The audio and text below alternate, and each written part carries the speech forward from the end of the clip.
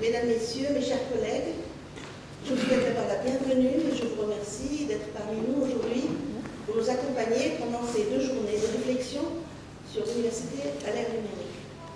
Et je donne la parole à Monsieur le Président, le président de l'Université Amérique 5 Suisse, qui nous fait l'honneur de nous donner tout à l'heure aujourd'hui.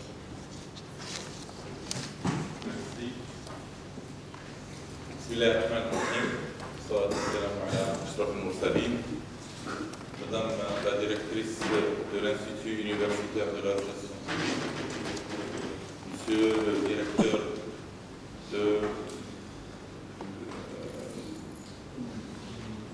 de technologie, Monsieur Afifi, il a plusieurs chapeaux, Monsieur le directeur de technologie, Monsieur le directeur de la science, Monsieur le directeur de la formation des cadres, Monsieur le représentant de Monsieur le ministre de l'enseignement supérieur, Monsieur le directeur de l'économie numérique au ministère de l'Industrie et du Commerce, Monsieur le président de la Commission nationale de la protection des données à caractère personnel,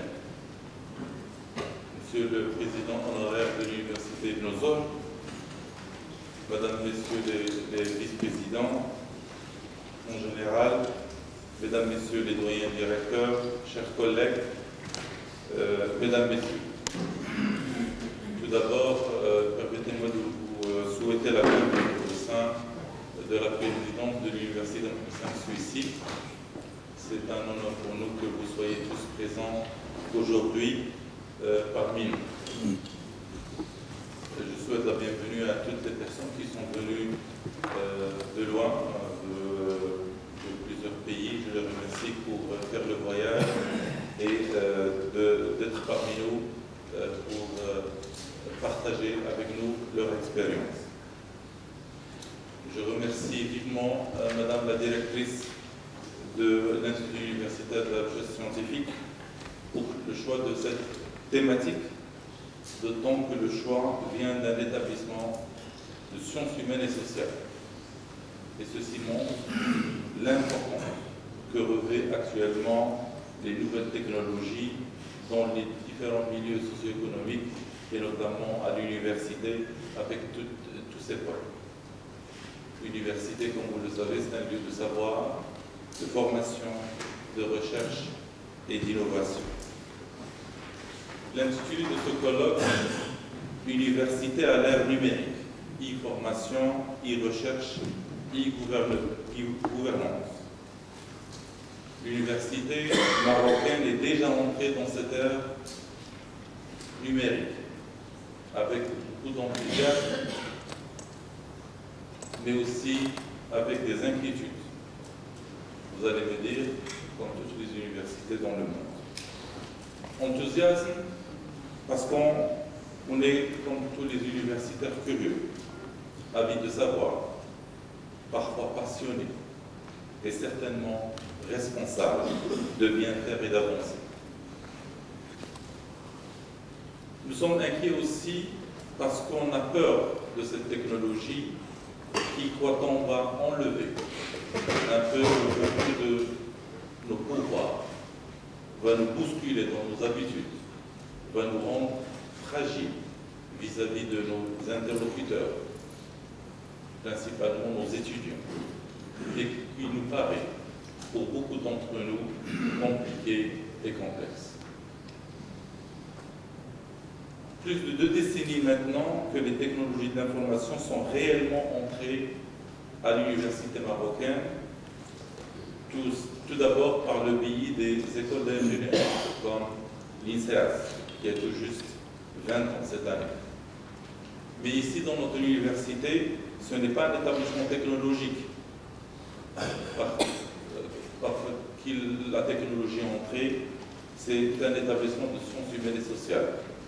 C'est par le biais de l'Institut des études et recherches en arabisation. C'est dans cet institut qu'on trouve le plus ancien ordinateur, un mainframe, qui à l'époque se trouvait au Maroc en quelques unités, en 4 ou 5 uniquement. Après toutes ces années, où nous en sommes dans notre université et dans les universités marocaines? Une réponse laconique: nous sommes en retard. En retard par rapport à notre enthousiasme de départ, par rapport à nos ambitions, par rapport à nos capacités intrinsèques et par rapport à d'autres universités dans le monde. Est-ce que c'est trop tard? Et notre réponse laconique: non. Il n'est jamais trop tard pour bien faire comme on dit. Il ne faut jamais baisser les bras. Pour notre université, c'est un axe majeur de développement et nous croyons fortement à notre potentiel et à nos capacités créatrices. Mesdames, Messieurs, on trouve 3 mots-clés dans l'intitulé du colloque: information, e-recherche, e-gouvernance. Premier mot-clé, information, e-learning, que nous avons déjà, pour la plupart d'entre nous, entendu parler, et pour les plus entreprenants d'entre nous, fait, réaliser ou utiliser. Dans ce domaine, nous avons à faire dans les prochains mois et années beaucoup d'efforts, à dépenser beaucoup de ressources. Dans ce domaine, je suis demandeur d'une nouvelle politique nationale volontariste et pragmatique. Je suis demandeur d'un programme ambitieux, comme dans plusieurs programmes lancés dans beaucoup de pays dans le monde. Un programme qui poussera les universités à l'horizon 2020 à mettre en ligne jusqu'à 25% de leurs cursus en ligne. Un programme associé à un fonds de financement dédié et géré par une entité spécialisée qui va travailler avec les universités et chargée de piloter tous les projets de production de contenu. Une entité qui va au-delà de la gestion, qui va nous aider à inventer de nouvelles méthodes pédagogiques, sachant que l'université marocaine est déjà entrée dans un processus de massification où la courbe de croissance de nos effectifs étudiantins ne s'aplatira que vers 2025-2026. Nous avons besoin de nouvelles méthodes pédagogiques car la relation professeur-étudiant est en train de changer, que nous voulions ou pas. D'ailleurs, Sa Majesté le Roi, Mohamed VI, que Dieu l'assiste, dans son discours du 20 août dernier, a pris acte de cela. Je cite un passage du discours de Sa Majesté le Roi. Il s'agit de faire passer l'école d'un espace organisé autour d'une logique axée essentiellement sur le stockage en mémoire et l'accumulation des connaissances à un lieu où prévaut une logique vouée à la formation de l'esprit critique et la stimulation de l'intelligence pour une insertion assurée au sein de la société de l'information et de la communication. Fin de citation. J'invite tous nos professeurs de discuter lors de ce colloque et aussi lors de vos prochaines journées pédagogiques à tous les niveaux, départements, filières, établissements, universités et au niveau national. Mesdames, Messieurs, concernant le e-research ou e-recherche, domaine beaucoup moins connu que le e-learning, un certain nombre d'efforts ont été faits par les universités marocaines par le biais essentiellement du Centre national de la recherche scientifique et technique qui aide les chercheurs à travers l'IMIST et ses abonnements en revue électronique internationale et à la base de données Turcal des thèses de doctorat, mais aussi via le projet de grille de calcul qui bénéficie à 5 universités marocaines qui font du calcul scientifique avancé. Dans ce domaine aussi, nous avons besoin d'un programme national ambitieux, sachant que le fonds de financement existe déjà et qu'il ne demande qu'à être utilisé et géré convenablement par la nouvelle direction de la recherche scientifique et de l'innovation, nouvelle direction du nouveau organigramme du ministère de l'Enseignement supérieur et de la recherche scientifique. Notre ministère s'apprête à lancer dans les prochaines semaines un large débat sur la recherche scientifique au Maroc et ce sera l'occasion de mettre en avant la e-recherche comme moyen de valorisation et de promotion de la recherche scientifique nationale et un accélérateur du développement de cette recherche. À l'Université Marc-V Soufi, nous sommes prêts pour être des acteurs et des animateurs de premier plan dans ce débat. Dernier mot-clé important retenu par les organisateurs et e-gouvernance. Nous connaissons l'importance de la bonne gouvernance pour aller de l'avant dans toutes nos activités, qu'elles soient pédagogiques ou de recherche. Ce domaine attire bien entendu notre attention et l'attention de notre ministère. Un certain nombre de progrès ont été réalisés principalement dans la gestion de la scolarité des étudiants. Mais beaucoup de choses restent à faire dans ce domaine. Et dans ce domaine, la mutualisation des moyens est le maître mot, mutualisation des moyens entre les universités marocaines. La communication est un élément fondamental de la gouvernance et tout indique pour une utilisation intensive des technologies d'information. Nous sommes présents sur le net, sur les réseaux sociaux et beaucoup d'établissements, sous la houlette de leurs directeurs ou doyens, sont très dynamiques et ce n'est pas toujours des établissements technologiques qui viennent dans des positions avancées. Je donne l'exemple de la faculté de droit économique suisse qui devance de loin tous les autres établissements dans l'utilisation de ces technologies. Nos ambitions pour le futur est d'être présents en proposant à nos étudiants, à nos professeurs, plusieurs services et de faciliter le travail de notre personnel administratif et technique, soit au niveau financier, gestion des ressources humaines, gestion du patrimoine et autres. Voilà ce que je souhaitais vous dire en guise de mots introductifs à ce colloque. Je réitère mes remerciements à tous les organisateurs et je remercie tous les conférenciers qui ont bien voulu nous honorer de leur présence. Je vous souhaite un excellent colloque et je vous remercie.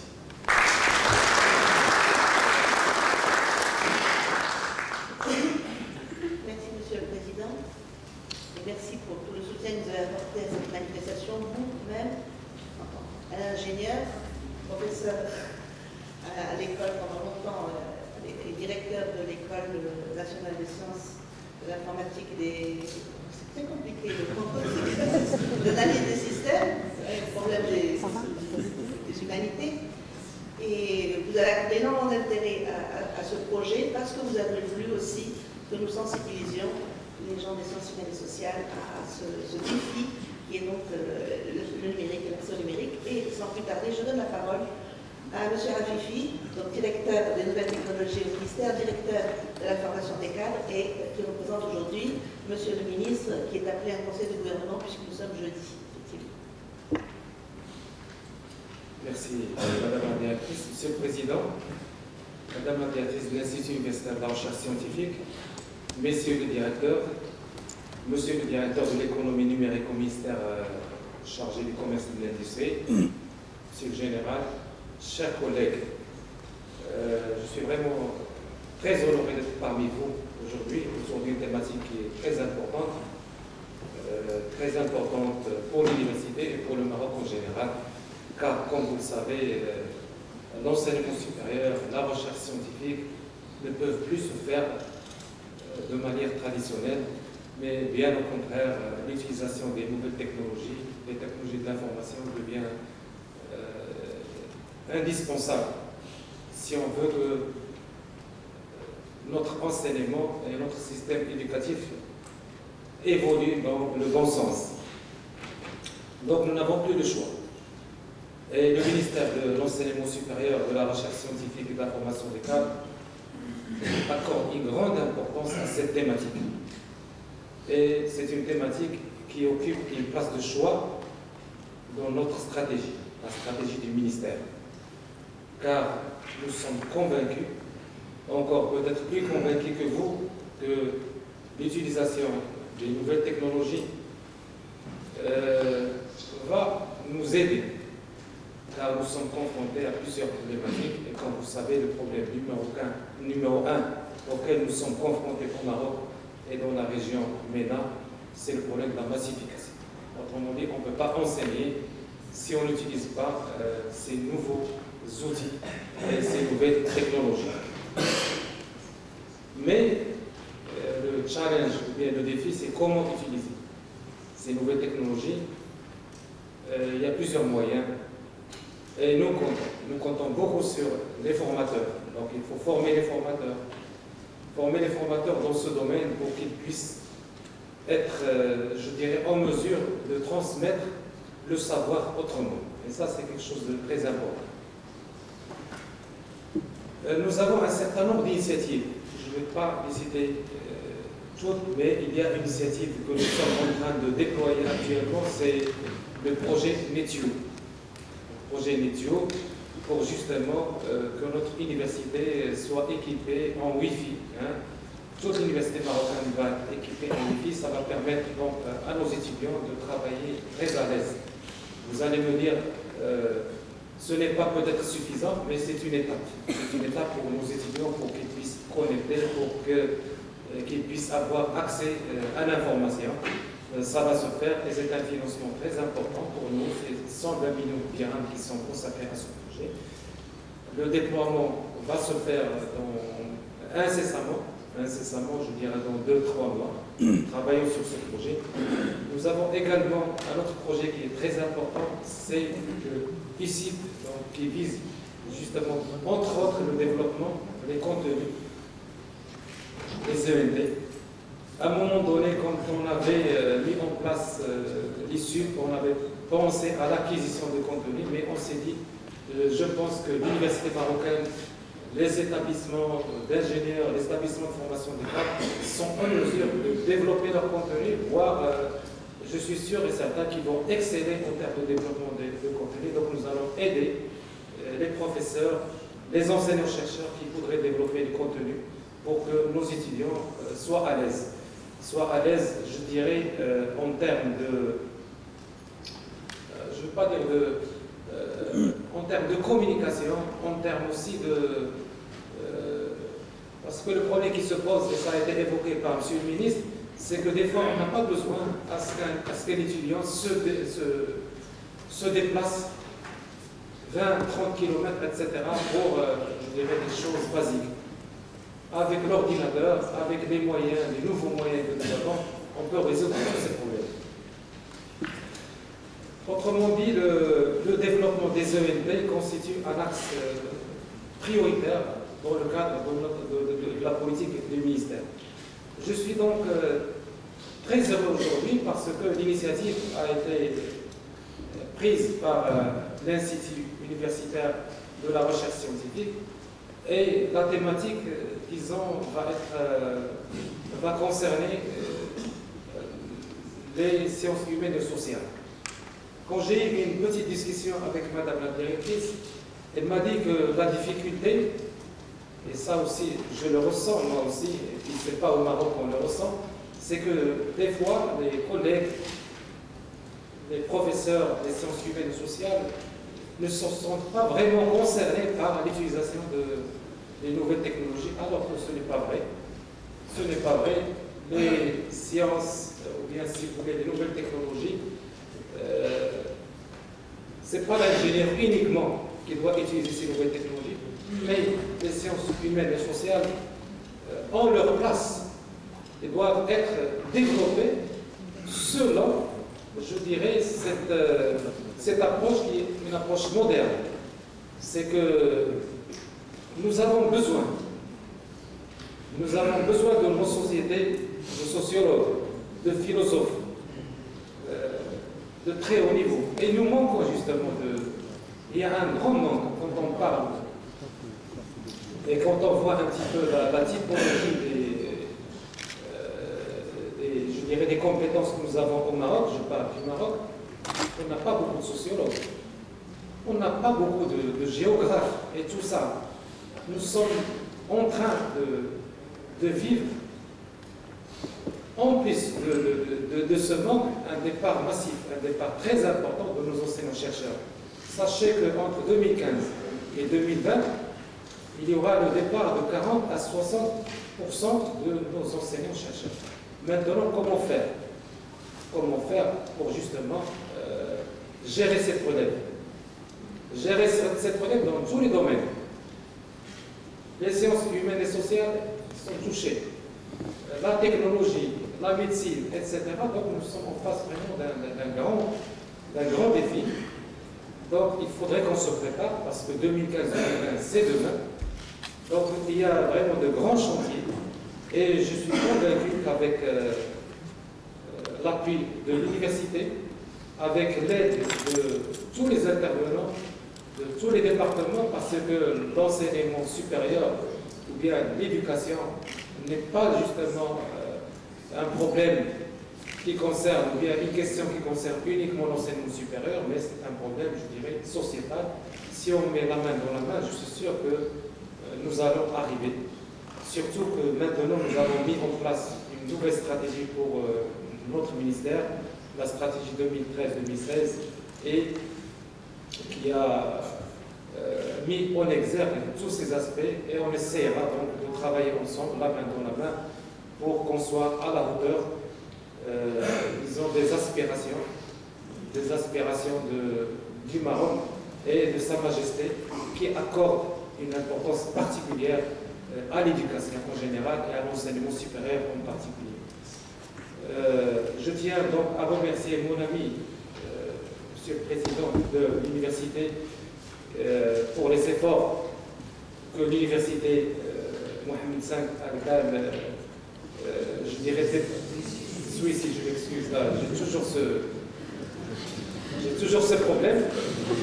Peut-être parce que l'Université Mohamed V Agdal était la plus ancienne, peut-être, non? Non, c'est pas la plus ancienne. Même âge, très bien. Alors, je m'excuse. Donc, je précise donc c'est que si Juan Brandt ne ménage aucun effort pour que l'université soit vraiment à l'ère du numérique, et c'est un honneur pour cette université et c'est un honneur pour le Maroc. Et encore une fois, merci pour nos invités qui sont venus de loin. Merci pour tous les collègues marocains. Et je dirais bon courage et je vous souhaite un très bon colloque.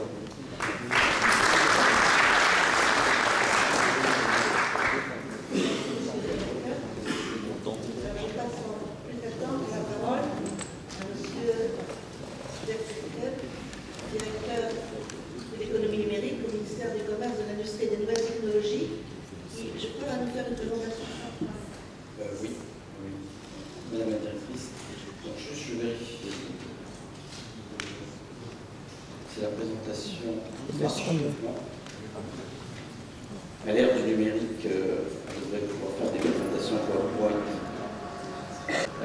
En général, mesdames et messieurs les directeurs et directrices, mesdames et messieurs, donc je représente le ministère de l'Industrie, du Commerce et des Nouvelles Technologies, en charge donc, du plan Maroc numérique 2013. Et madame la directrice a gentiment demandé qu'on leur présente cette stratégie Maroc numérique 2013, parce que vous allez le voir, donc déjà cette stratégie a été lancée sous l'égide de Sa Majesté en 2009 pour hisser, avec un objectif, c'est hisser le Maroc parmi les pays émergents au niveau de l'industrie et de l'utilisation des technologies d'information. Et on s'était fixé des objectifs des objectifs ambitieux sur cette stratégie Maroc numérique 2013, qui, au passage, se termine cette année, puisque nous sommes en 2013. Donc ça fait 5 ans que nous travaillons sur cette stratégie. Et vous allez le voir au cours de ma présentation. Cette stratégie concerne l'ensemble des volets nationaux. Et donc si Sahara peut bien passer au transparent suivant. Donc l'objectif est de faire des TI au Maroc un vecteur de développement humain. Donc faire des TI pour faire des TI, ça ne nous intéressait pas. Il fallait vraiment que les TI, créent de l'emploi. On s'était fixé comme objectif la création d'autour de 26 000 emplois par ce plan Maroc numérique. Deuxièmement, créer du produit intérieur brut additionnel, direct et indirect. Connecter les foyers. On était à 20% en 2009 et l'objectif était de passer à 100%, à un foyer sur 3 en 2013 et passer de 20% des écoles connectées à 100%. Alors, bien entendu, nous sommes tous là concernés par les technologies de l'information et nous savons que tous ces objectifs, certains de ces objectifs vont être atteints. Par exemple, la connexion d'un foyer sur 3 est déjà une réalité aujourd'hui, en début 2013. Par contre, la connexion de 100% des établissements scolaires ne va pas être atteinte en 2013. Donc avant de rentrer dans le détail de cette stratégie se terminant cette année, nous avons bien sûr décidé de lancer l'évaluation de cette stratégie par un cabinet externe indépendant, de façon à voir ce qui a marché, ce qui n'a pas marché dans la stratégie, et de ne pas rester là, de lancer une nouvelle stratégie Maroc numérique en 2018 ou 2020, on verra, qui utilise les forces de nos réalisations pour les reproduire et qui analyse bien sûr les faiblesses de nos non-réalisations pour corriger le tir et améliorer notre système de pilotage de la stratégie. Donc la stratégie se décompose en 4 grands axes dits prioritaires et 2 axes de soutien ou des axes complémentaires. Donc le premier grand axe prioritaire, c'est la transformation sociale. Donc la transformation sociale, c'est tout ce qui concerne le citoyen marocain. Le citoyen en tant qu'individu, le citoyen à travers les organes comme l'école et autres. Deuxième axe, c'est la PME. Le Maroc, parce qu'on est aussi le ministre de l'Industrie, le ministère de l'Industrie, le ministère du Commerce extérieur aussi, le Maroc ne peut pas être compétitif si ces PME, qui sont le puits d'emploi majoritaire au Maroc, ne sont pas compétitifs. Et la compétitivité aujourd'hui passe forcément, à un moment donné, par l'utilisation des technologies de l'information. Très peu de PME sont équipées, très peu de patrons de PME ont un mail, presque aucune PME n'a de site internet permettant au minimum d'être visible de l'étranger. Donc il fallait corriger ça et amorcer quelque chose. Troisième initiative, c'est l'IGOV, on appelle ça les services publics orientés IPG. Vous n'êtes pas sans savoir, et un des thèmes de ce colloque est l'e-gouvernance. L'IGOV, c'est la mise à niveau de l'administration dans l'utilisation des technologies d'information pour améliorer ses relations avec les administrés, donc les citoyens ou les entreprises. Et c'est un sujet extrêmement important, surtout dans un pays comme le nôtre, qui est vraiment un pays émergent, qui a un passif administratif lourd, où aujourd'hui on demande aux entreprises et aux citoyens de servir vraiment de coursier entre différentes administrations, où la paperasse administrative est extrêmement lourde. Il faut savoir que le Maroc est noté au niveau international sur beaucoup d'indices et systématiquement, indirectement, l'utilisation des technologies de l'information revient. Par exemple, un indice simple comme Doing Business, qui permet donc aux entreprises de venir investir au Maroc, de venir créer de l'emploi, à un moment donné, compte le nombre de jours ou le nombre d'heures ou le nombre de clics qu'il faut pour créer une entreprise. Au Maroc, on est à 17 jours. Dans certains pays, c'est 3 clics. Donc ça se compte en clics. Voilà, donc ces indices-là, qui sont vraiment de la gouvernance, qui sont des outils de gouvernance et qui permettent d'améliorer notre compétitivité, sont extrêmement importants parce que c'est eux c'est vraiment un levier de création de valeur par l'investissement. Dernier sujet, à nouveau, c'est la création d'une industrie de l'IT, offshoring principalement, au Maroc, tournée vers principalement l'Europe. En 2009, la décision, ce plan a été fait devant Sa Majesté, et la décision avait été prise de vraiment mettre le paquet sur l'IT et sur l'offshoring. Ces 4 mesures prioritaires, créatrices d'emplois et élévatrices du niveau d'utilisation des TIC au Maroc, ne peuvent pas se faire sans 2 mesures complémentaires. La première, c'est la confiance numérique. En 2009, on s'est aperçu qu'il fallait revoir notre arsenal juridique, nos structures opérationnelles, notre communication aussi, notre sensibilisation, pour élever le niveau de confiance du citoyen, de l'entreprise ou de l'investisseur dans notre capacité à bien utiliser les technologies de l'information. Et vous êtes universitaire, vous le savez très bien, il y a vraiment une barrière dans l'utilisation de l'IT qu'il faut dépasser si on veut pouvoir payer en ligne, si on veut pouvoir mettre ses enfants sur un ordinateur.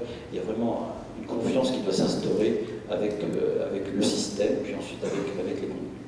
Et le deuxième, là je le garde pour la fin, bien sûr que ça nous concerne tous, c'est le capital humain.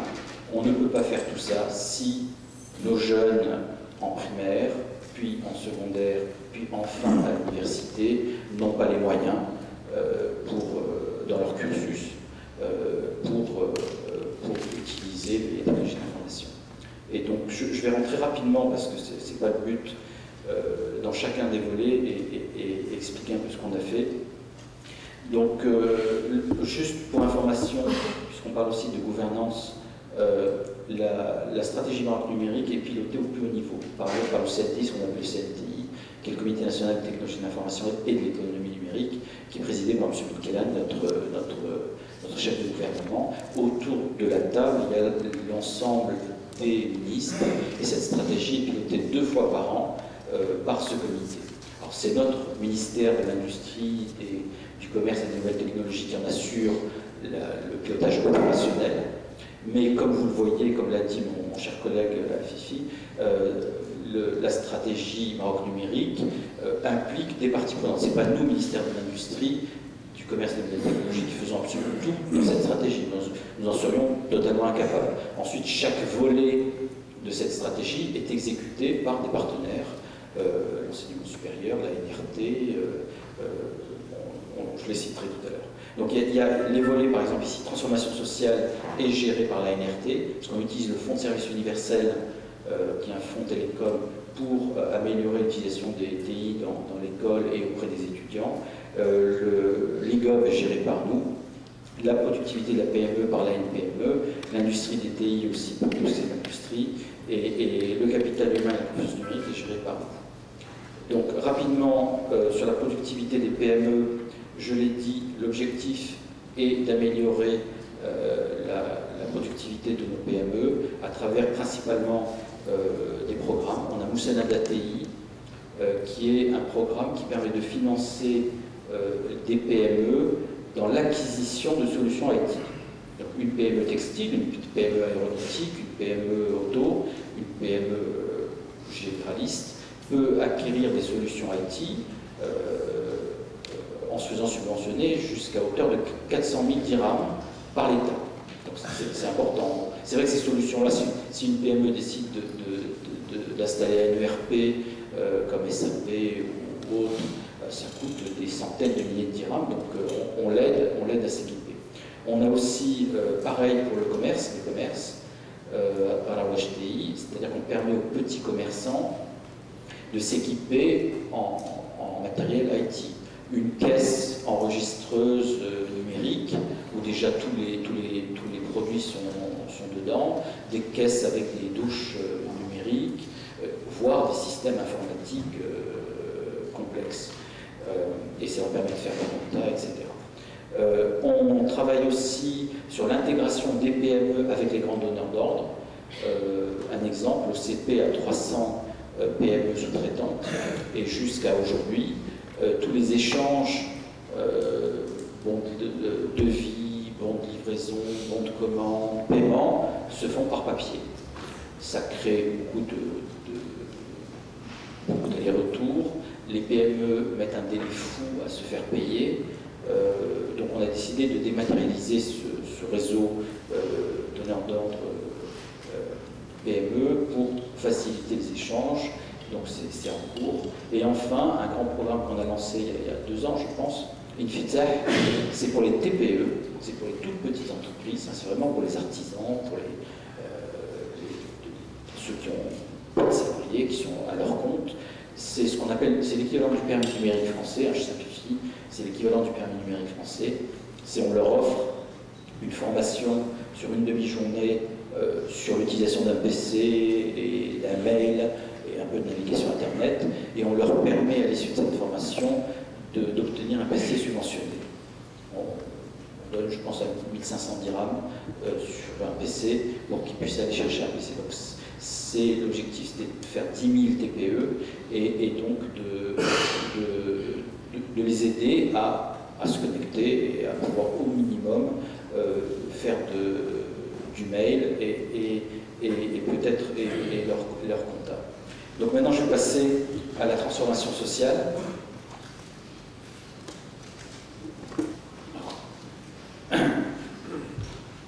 Donc la transformation sociale, je l'ai expliqué, c'est connecter les écoles et les citoyens à Internet.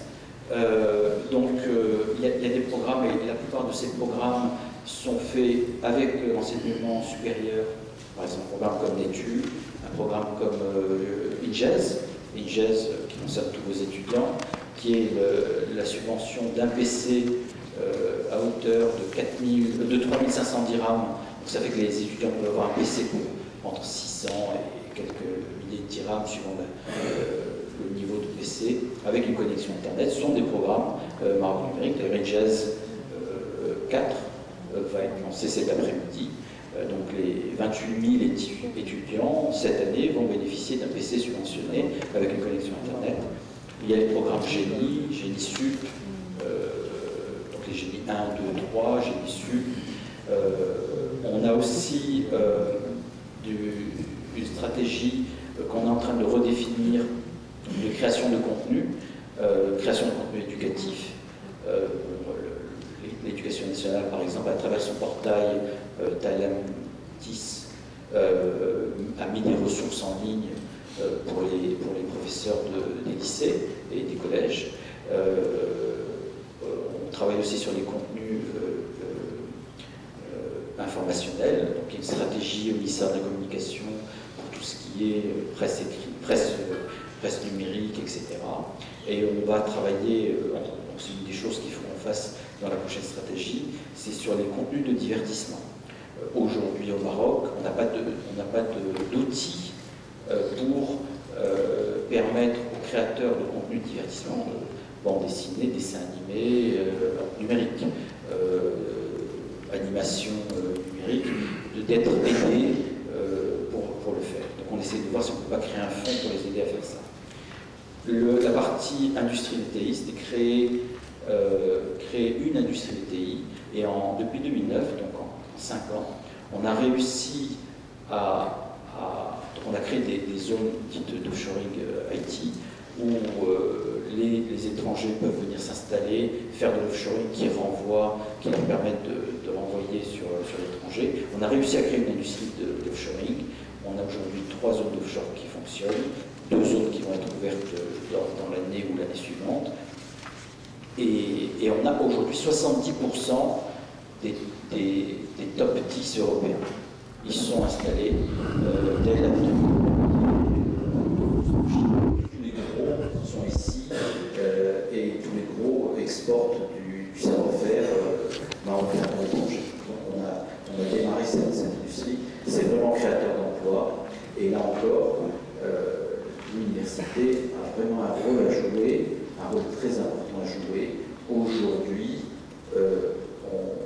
ces industriels se tournent vers nous pour nous demander la main-d'œuvre qualifiée, donc des jeunes sortant des universités et des écoles qui sont capables instantanément de travailler dans l'industrie IT.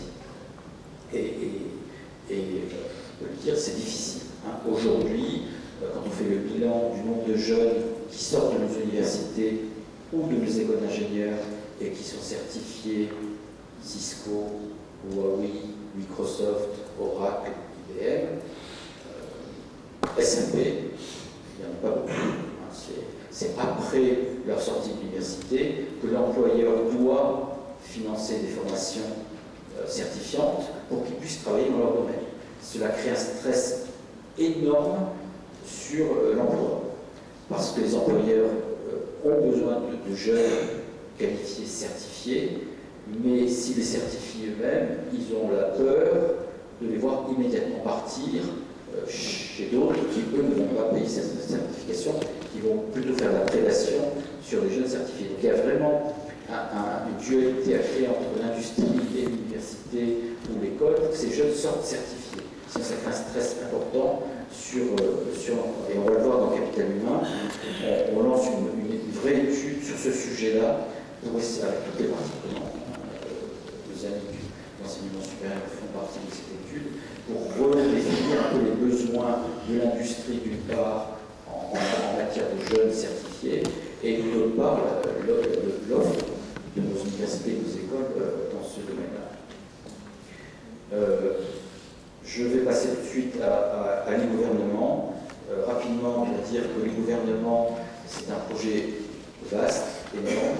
On avait prévu de mettre en ligne 89 services aux citoyens et à l'entreprise. L'e-gouvernement est important parce qu'il simplifie la démarche administrative entre les citoyens et l'entreprise, ou l'administration, ou l'entreprise d'administration. C'est un vecteur de bonne gouvernance. Une fois qu'on a mis un système informatique entre l'administration, on peut avoir des indicateurs, on supprime la corruption, parce que bon, c'est difficile de bypasser un process qui est numérisé et qui a des systèmes de communication. On donne ses droits aux citoyens, et c'est un objectif de l'État marocain, c'est-à-dire qu'un système informatique va vous demander 3 pièces administratives, il ne va pas vous en demander 4 ou 5, suivant l'humeur de la personne, le bureau ou autre. Donc c'est vraiment un outil de bonne gouvernance, le gouvernement. Et donc l'État marocain met vraiment le focus là-dessus. Vous avez pu lire dans la presse qu'on a fait des grandes décisions cette année, justement à la fin du mois numérique, c'est de créer une entité gouvernementale en charge de gouvernement. Vraiment de prendre ces prérogatives qui sont un peu distillées dans chaque administration. En fait, aujourd'hui, chaque administration est en charge de son gouvernement, de sa relation informatique avec l'administration. Et c'est un système qui ne marche pas, parce que c'est un système à plusieurs vitesses. Des ministères forts, comme les finances, avancent vite. Des ministères un peu moins forts ou un peu plus difficiles à gérer, avancent moins vite. Comme deux exemples, il y a l'éducation nationale qui concerne 100% des Marocains, la justice qui concerne aussi 100% des Marocains, sont des administrations qui ne sont pas encore dans les gouvernements. Aujourd'hui, à l'instar des autres pays, un parent d'élève ne peut pas consulter les notes de ses enfants sur Internet, sauf certains établissements particuliers. L'inscription des enfants ne se fait pas encore sur Internet. Donc ne serait-ce que l'éducation nationale n'a pas le tableau de bord qui permet de savoir à l'avance combien d'enfants vont être dans quelle école, dans quelle région, est-ce qu'il faut rajouter des classes, est-ce qu'il faut diminuer des classes. Donc l'informatique est vraiment un outil de gouvernance, de simplification de la relation et de gouvernance de l'organe central. Donc il faut travailler là-dessus et il faut donc qu'on mette la priorité là-dessus. Donc la décision a été de créer un comité spécial IGOV, placé au niveau du chef du gouvernement, pour que les décisions soient sans appel et soient exécutées.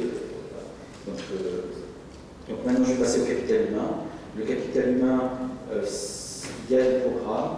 On a créé par exemple une IT Academy au Offshore Academy. On a formé des jeunes en 2009 pour l'offshoring. On a pris des jeunes à la recherche d'emploi. On a fait un contrat-programme avec des offshoreurs. On leur a dit, vous voulez des jeunes qui sachent faire quoi? Ils ont dit, on veut des jeunes qui... Très simple, hein. On veut des jeunes qui parlent français, on veut des jeunes qui parlent espagnol, on veut des jeunes qui parlent anglais, parce qu'on va créer des call centers pour les francophones, pour les pays anglophones et pour les pays hispanophones. C'est vraiment des besoins spéciaux. Donc on a fait avec principalement l'ANAPEC, le FPPT, on a fait des formations spécifiques sur ces jeunes-là pour qu'ils puissent intégrer l'offshore. Donc je parle d'Haïti, mais les langues aussi sont extrêmement importantes dans l'Haïti. Aujourd'hui, le principal puits de recrutement, c'est l'offshoring, et l'offshoring est tourné vers l'Europe. Donc sur 3 langues principales, le français, le marché français est quand même assez restreint, le marché francophone est assez restreint, l'espagnol, évidemment, et aussi l'anglais. Un exemple, on a eu des investisseurs qui nous ont dit, très gros investisseurs, qui nous ont dit si demain, vous me fournissez 200 jeunes ingénieurs anglophones, qui parlent anglais et qui sont certifiés SAP, je m'installe. On n'avait pas de jeunes certifiés SAP qui parlent anglais. Donc il ne s'est pas installé. Il allait en anglais. On est vraiment, nous, le ministère de l'Industrie, qui attirons l'investisseur dans cette problématique. Et c'est l'université et l'école qui doivent prendre le relais. Nous, l'industrie, on doit former 200 jeunes ingénieurs SAP qui parlent un peu anglais. C'est vraiment à l'université de prendre le relais. Et enfin, la confiance numérique. Donc la confiance numérique, nous avons eu un programme très ambitieux, je vais simplifier. Nous avons sorti la loi sur la protection du consommateur, la loi sur la protection des données personnelles et la création de la CNDP. Je pense que M. le Président de la CNDP est ici. Nous avons créé la DGSSI, donc la Direction Générale des Systèmes d'Information, qui est une de défense nationale, qui est en charge de la protection du système d'information de l'État. Et le Conseil supérieur de la sécurité des informations. Nous avons aussi créé un CERT national qui maintenant est la DGSSI. Nous avons créé la loi sur la cryptographie et la certification électronique. Et nous avons un certificateur national qui peut délivrer des certificats électriques. Nous avons fait tout un ensemble, un arsenal juridique et un certain nombre d'entités physiques qui opérationnalisent cet arsenal juridique. Ce qui nous manque aujourd'hui, c'est d'aller plus loin dans notre arsenal juridique. Nous avons rédigé un code du numérique qui est dans le circuit législatif, qui va venir remettre l'ensemble de nos lois IT et communication au niveau international. Il faut savoir, encore une fois, pour que l'industrie étrangère vienne s'installer au Maroc dans l'IT et l'emploi de nos jeunes, il faut que nous protégions les données de leurs clients étrangers. C'est un principe de base. Un call center au Maroc qui traite des données de SFR, de la BNP et autres, ne peut le faire que parce que le Maroc a l'arsenal juridique, les moyens opérationnels de protéger les données. Donc vraiment, le juridique, le cadre juridique est important pour permettre à l'investisseur de venir employer nos jeunes. Et donc on s'attache à le maintenir au minimum de l'Europe pour le faire. Deuxième chose, on s'est rendu compte que dans notre arsenal juridique aujourd'hui, le mineur, enfin déjà, dans la réalité, le mineur est exposé sur Internet. Hein, c'est connu, c'est mondialement connu. Et la plupart des pays développés mettent en place un arsenal juridique. Pourquoi est-ce qu'il est d'autant plus vulnérable sur Internet que dans la réalité? Parce que sur Internet, il ne sait pas qui est en face de lui. Bon, dans la réalité, peut expliquer à un mineur de ne pas parler à un majeur, etc., de ne pas suivre un majeur, mais c'est difficile d'expliquer que sur Internet, il ne faut pas qu'il suive un majeur dans une discussion, etc. Donc il faut qu'on protège nos mineurs sur Internet, donc notre code du numérique doit le faire. Il faut qu'on améliore notre cadre de commerce électronique, etc., etc. Je ne suis pas rentré dans le... J'ai brossé rapidement la stratégie numérique et ses implications sur notre économie, sur notre université, sur nos écoles, sur nos citoyens. Et ce que je veux dire, c'est que nous arrivons à la fin d'un cycle, fin 2013, sur le Maroc numérique. Nous allons analyser les réussites et les échecs, et nous allons reproposer, donc avec les ministères partenaires, nous allons reproposer une nouvelle stratégie en fin d'année, un bilan et une nouvelle stratégie qui prendra en compte les réussites, bien sûr, pour les continuer, les améliorer, les échecs pour trouver une solution pour le faire, mais surtout une nouvelle donnée très importante qui est rentrée dans notre constitution, qui est rentrée dans notre quotidien, c'est la régionalisation. Le plan Maroc numérique a été pensé à une époque où la régionalisation était une priorité, et contrairement à tout ce que l'on pourrait penser, le numérique n'est pas immatériel et le numérique est vraiment au terrain. Je donne un exemple. Autant l'administration centrale, Rabat Casa, est numérisée, autant dès qu'on sort de Rabat Casa et qu'on va dans une Ouattara, je ne parle même pas d'être paumé, il suffit d'aller à Kinitra, il suffit d'aller à Kinitra, et là on est dans le néant numérique. On n'a même plus des fois on essaie dans certains pilotes d'équiper des structures délocalisées d'État pour faire des pilotes, santé, ministère de l'Intérieur et autres. Il y a des endroits où on n'a même pas du réseau GSM.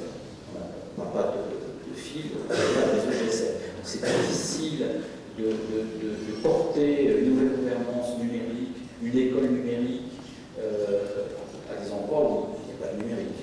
Donc la régionalisation, apporter Internet principalement partout au Maroc, tout comme on a apporté le GSM pur un peu partout au Maroc, va être une priorité du Maroc numérique 2018 ou 2020. Voilà.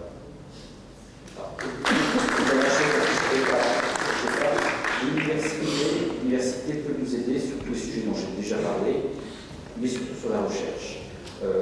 La recherche actuellement, par exemple sur le gouvernement, la plupart des pays industrialisés ont impliqué l'université dans l'amélioration des processus administratifs en ligne. Toutes les universités du monde travaillent là-dessus. Il faut absolument que notre université, sur la partie gouvernance, amélioration des process, amélioration des démarches administratives, réfléchisse et nous aide à améliorer ce processus. C'est un sujet très important. Merci.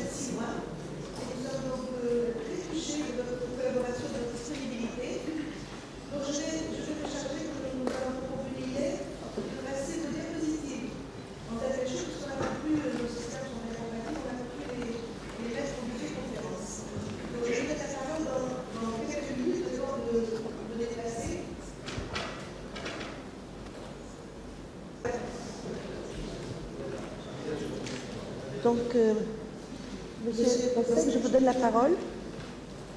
D'accord. Bien, bonjour. J'espère que vous m'entendez bien. Moi, je vois la diapo, je vous vois aussi.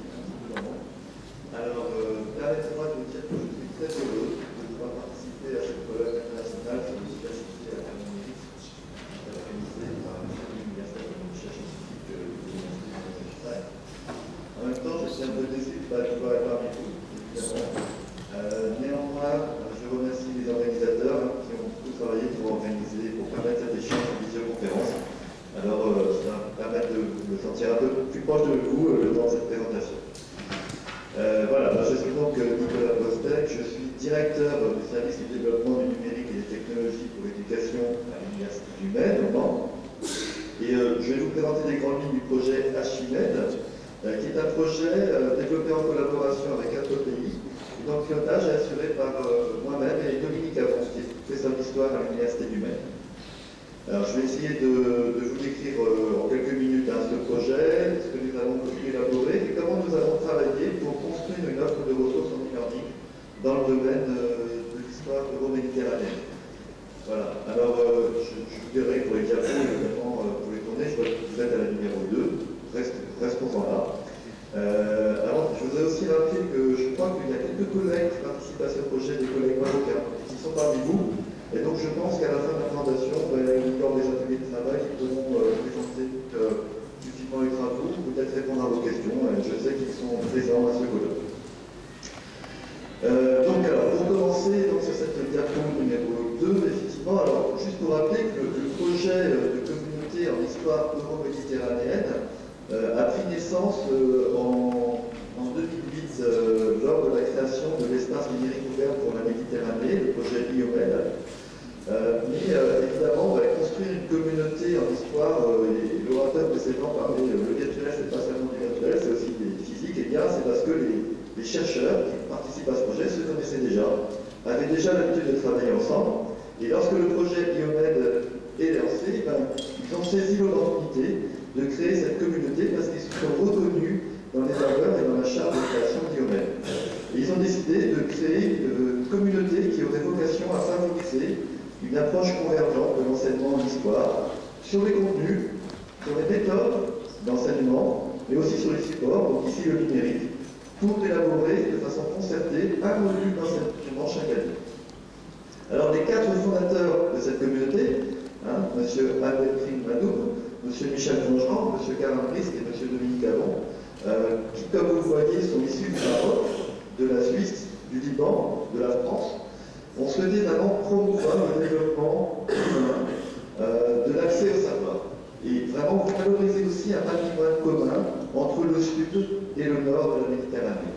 Et c'est l'objet de ce projet qui est donc de réaliser au final un module d'enseignement en version numérique librement accessible sur l'histoire euro-méditerranéenne par an.